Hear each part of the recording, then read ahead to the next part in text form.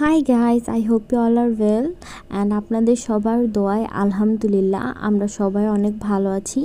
So আমি সেদিন সকাল সকাল ভোর কয়টা হবে 7:30টার দিকে আপনাদের ভাইয়ার লাঞ্চটা প্যাক করে দিচ্ছিলাম।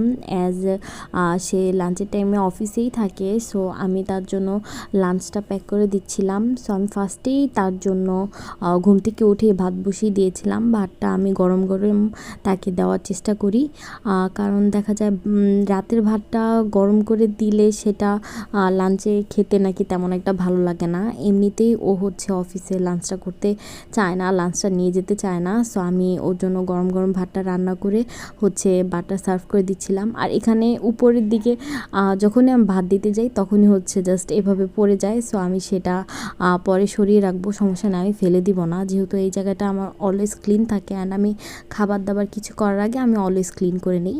সো আমার ভাতটা সার্ভ করা শেষ। এখন আমি ওর জন্য কালকে চিকেন তরকারি রান্না করা হয়েছিল, সো আমি সেটাই ওর জন্য সার্ভ করে দিচ্ছি। দেখতেই পাচ্ছেন এখানে আমি একটা লেগ পিস দিয়ে দিয়েছি, কিন্তু এই লেগ পিসটা নিয়ে একটা সমস্যা হয়ে যায় যে লেগ পিসটার সাইজ বাটিটার থেকে বড় থাকে, তো এটা ভিতরে যাচ্ছিলই না।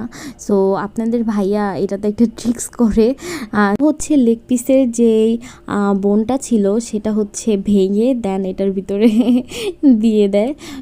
সো ভেঙে ফেলার পর এটা সুন্দরভাবে জায়গা নিচ্ছিল। সো আমি তাকে পর্যাপ্ত পরিমাণ তরকারি দিয়ে দিচ্ছিলাম, যদিও সে বলছিল যে এত তরকারি দিচ্ছ কেন, আমার ভালো লাগে না। সে এক কথায় সে দুপুরে লাঞ্চটা বাহিরে করতেই চায় না। সো আমি তাকে ফোর্স করে এক প্রকার এই লাঞ্চটা দিয়ে থাকি। সো আমি আপনারা দেখতেই পাচ্ছেন যে আমি কতটুকু পরিমাণে এখানে তরকারিটা সার্ভ করেছি। এরপর দিয়ে দিব তার পছন্দের সালাদ। তার সালাদ খেতে অনেক পছন্দ, আমার মতো, ঠিক আমার মতো ও সালাদটা খেতে অনেক পছন্দ করে, স্পেশালি টমেটোটা। এই জন্য দেখতে পাচ্ছেন যে আমি টমেটোটা একটু বেশি করেই দিয়ে দিচ্ছি। এবং পিছনে যে বাটিতে শশাগুলো লেফট ওভার ছিল সেটা আমি ফেলে দিব না, অবশ্যই সেটা আমি আমার ব্রেকফাস্টে আমি খেয়ে ফেলবো, যেহেতু আমি ব্রেকফাস্টে কার্ব জাতীয় খাবার খাই না, রুটি ভাত কোনোটাই খাই না। সো আমি একটা এগ বয়েল করে এই এগ বয়েলের সাথে শসাটা আমি অবশ্যই খেয়ে ফেলবো। সো আমার তার লাঞ্চটা প্যাক করা শেষ। এখন আমি সবগুলো বাটি সুন্দরভাবে ব্যাগটার ভিতর ভরে তাকে প্যাক করে সুন্দরভাবে দিয়ে দিব। এই বাটিটা আমরা কিছুদিন আগে যেদিন আমি এই ভিডিওটা করতেছি সেদিনের আগের দিন রাতে আমরা গিয়ে কিনে আনছিলাম। তার পছন্দে এই বাটিটা কেনা হয়েছিল। বাটিটার সাইজটা একটু ছোট, কিন্তু সে যেহেতু লাঞ্চ করতে চায় না অফিসে, তাই তার জন্য নাকি এই সাইজ